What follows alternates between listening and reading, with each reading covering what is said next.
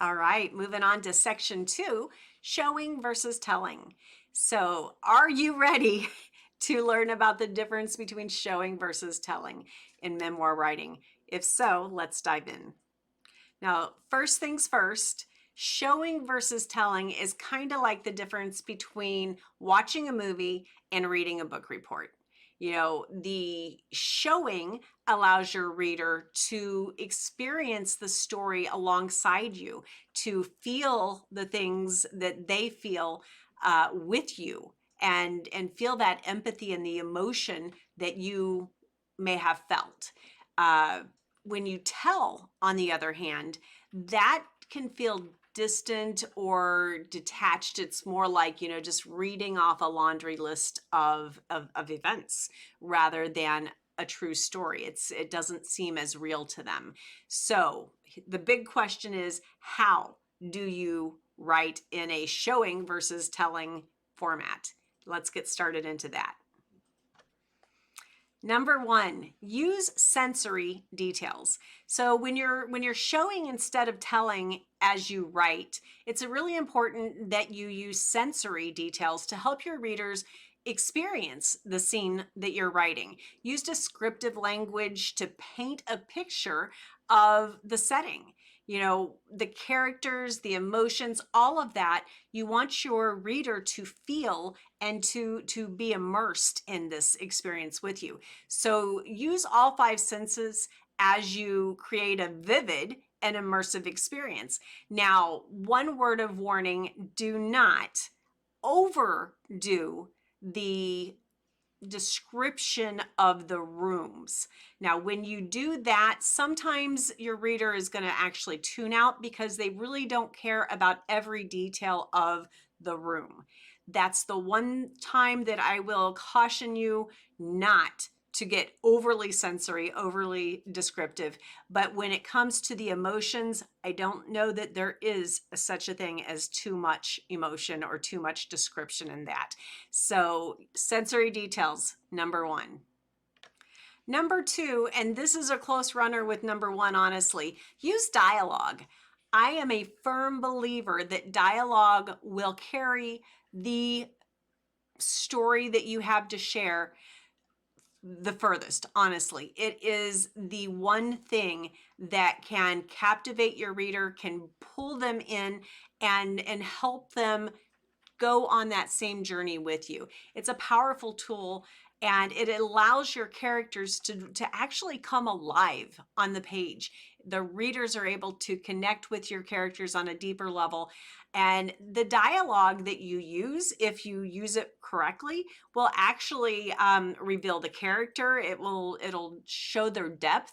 It will advance the plot, and it will convey the emotions that you really want your readers to experience. Now this is almost funny, and I almost didn't put this in here, but number 3 is show, don't tell. And I know that the chapter in the section is show, don't tell, but sometimes I think that we think that people know what we mean when we say that, but I just want to make sure and give that extra, let's just go into the weeds with this. So it may seem obvious to some, and if it does, then I apologize. You can just grab a drink of your soda or something while I finish this. But it's really important to remember that showing is always more powerful than telling. So instead of telling someone, OMG, I was so mad, I was fuming mad, I was so incredibly mad.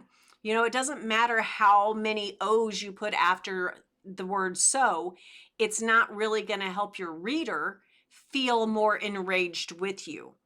What you need to do in a case like that is you need to put it in words that the reader reads, but show them through your body, the actions that you take, your body language, your dialogue.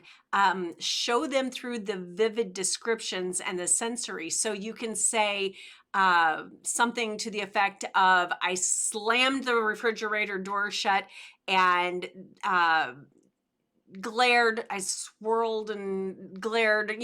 There's so many things that you can say that let your reader envision that scene as it happened. And that is showing versus telling. Make sure you let them know how your body moved. If something, like if in a funny story, let's say, you slid on the ice, you don't want to say, oh my gosh, I was so embarrassed, it was such a funny thing, we laughed until we cried. But that, someone might smile if they read that.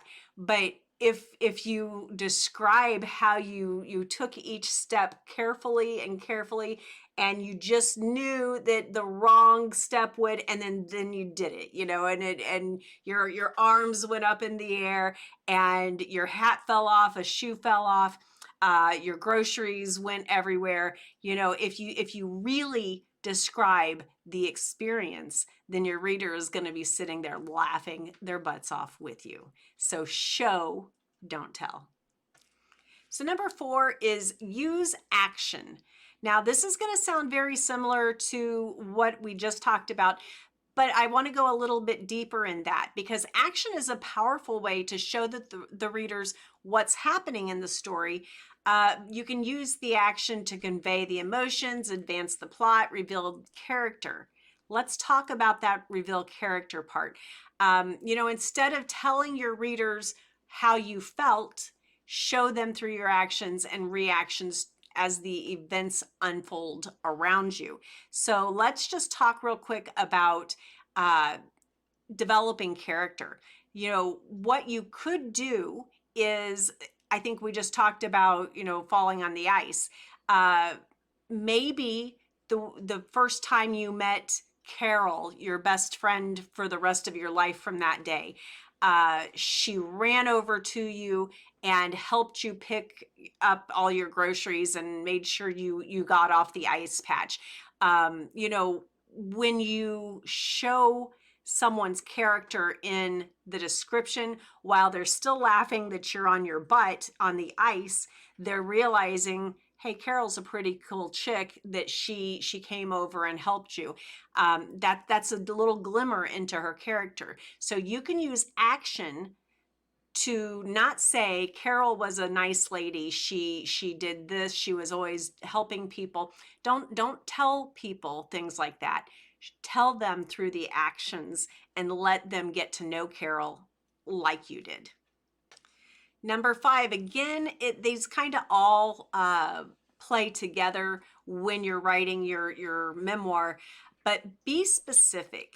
The key when it comes to showing versus telling is to use specific details and examples that bring your story to life and help you help your readers connect with your experiences.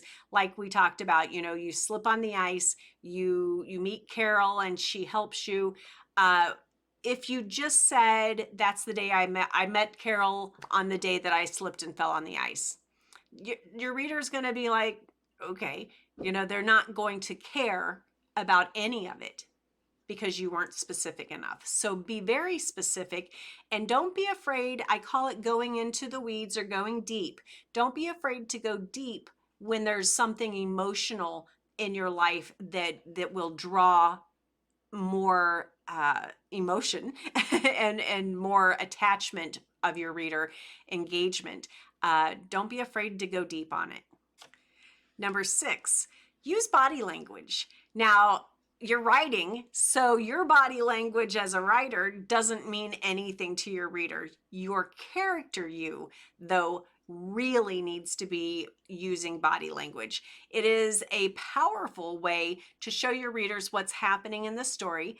It can convey emotion, character, and create that tension that sometimes needs to happen. Kind of visualize, if I don't want to go too dark, but let's say there's abuse or something in one of your stories, and maybe someone's hands are super tense, or maybe you're massaging your arm because the muscle still hurts from the bruises. Whatever it is, draw those visuals for your reader and let them know what happened by feeling it with you.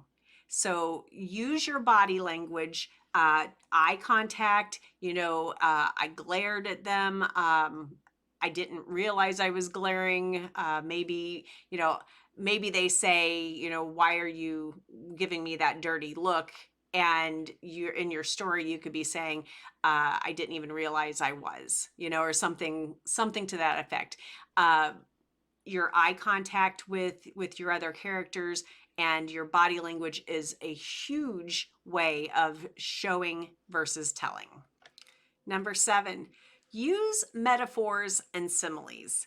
Now, metaphors and similes are powerful tools for showing in writing.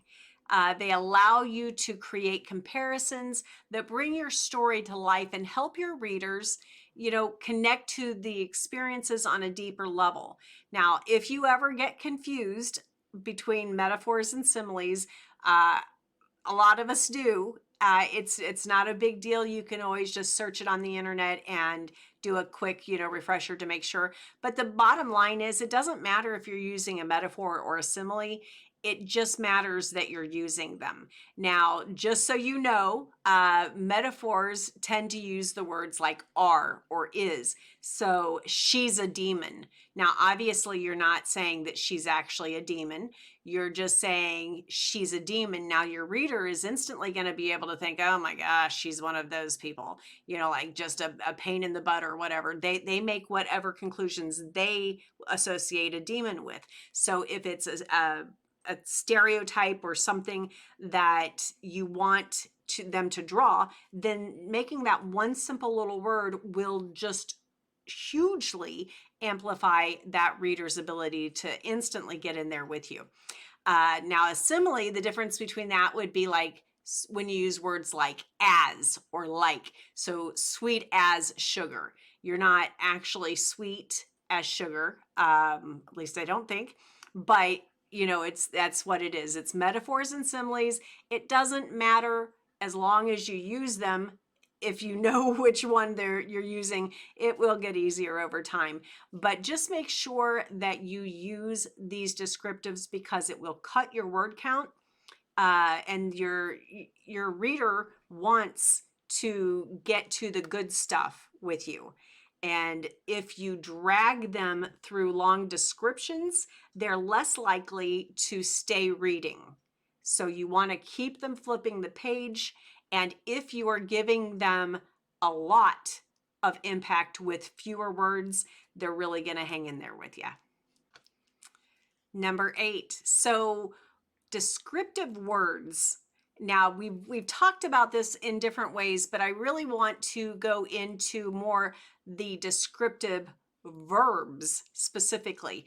Now, that's a really powerful tool because a lot of the times when you're writing, like he said, she said, he said, she said, as you're going through dialogue, you're like, oh my gosh, this is so monotonous. Or he walked, she talked. When you do that, you're going to repeat the same words over again, and your reader will sometimes, not always, will get bored with what you're writing. Even if the content of the story is otherwise really good, they start skipping words because they already know that, and they don't have that interest in reading word for word. So try instead by using descriptive verbs.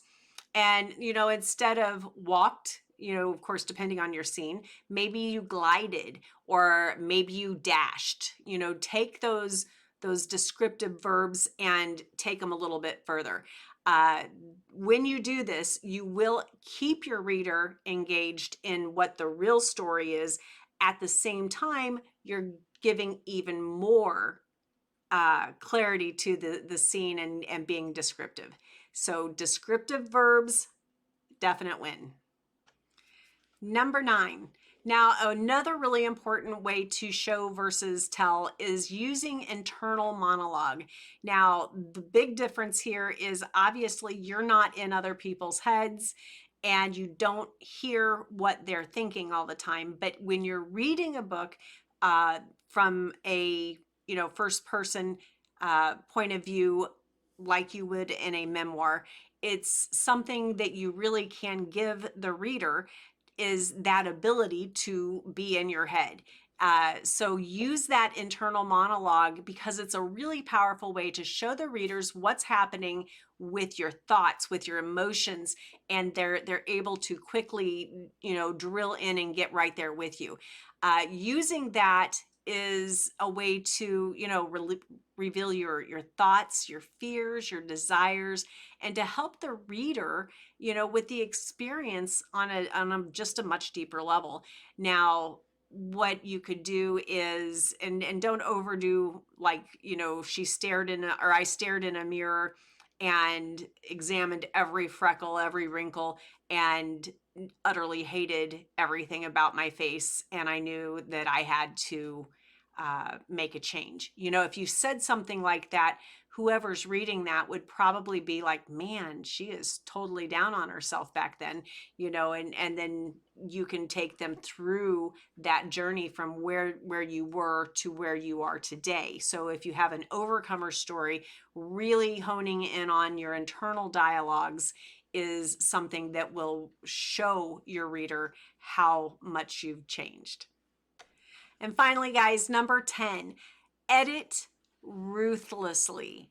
Now, I get this, and please understand I get it, because I've been in the same boat. You fall in love with every word you say, and every experience means something to you.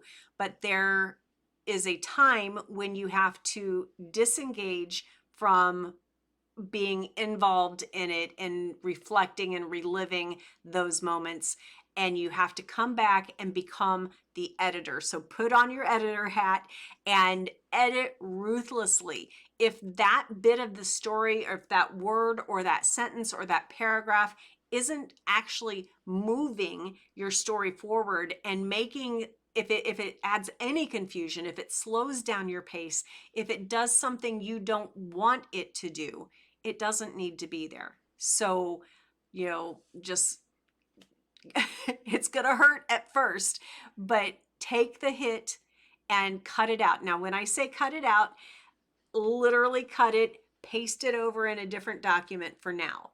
Don't delete anything that you write, because it may actually make sense to be somewhere else, or whatever. Always cut and paste, but get it out of your draft until you know for sure, is it better this way, or is it better that way? And when you edit ruthlessly, you are not being a critical person. You are being, you have to put yourself in your reader's shoes. Is every word going to help them in that story? If it doesn't help them, it's got to go. So edit ruthlessly. Guys, just remember, showing versus telling is all about bringing your story to life, allowing your readers to experience it firsthand with you. And it's all about creating a vivid and an immersive experience that leaves a lasting impact, because that's the whole reason you're doing this, right? You want to leave an impact. So get out there, have some fun, and let your creativity soar.